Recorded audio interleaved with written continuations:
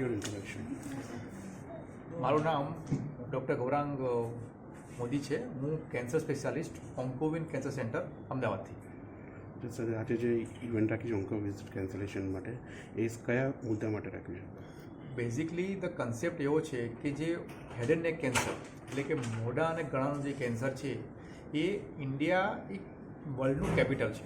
એનું મેઇન કારણ એ છે કે જે ઓરલ ટોબેકોનું જે કન્ઝપ્શન છે એ ઇન્ડિયામાં સૌથી વધારે છે.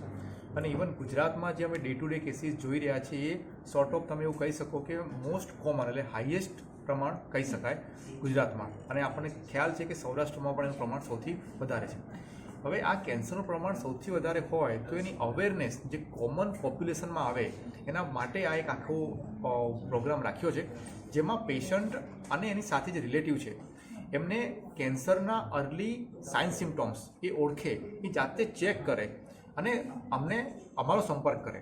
હવે જે હેડ એન્ડ નેક કેન્સરના વોર્નિંગ સાઇન સિમ્ટોમમાં જે કોમન છે કે જે ન રૂજાતું ચાંદુ 14 દિવસથી વધારે હોય, ગળાના ભાગમાં ગાંઠ થઈ હોય, અથવા તો જે ચામડીમાં સફેદ અથવા તો લાલ પ્રકારનો ભાગ હોય અને એની બાયોપ્સી કરવાની જરૂર પડે, અથવા તો અવાજ બેસી જાય જે 1 મંથથી વધારે હોય, તો આ બધા જે વોર્નિંગ સાઇન્સ છે એ પેશન્ટ અથવા તો જે એની સાથે રિલેટિવ હોય જે ટોબેકો ખાય છે એ ઇગ્નોર કરતા હોય છે.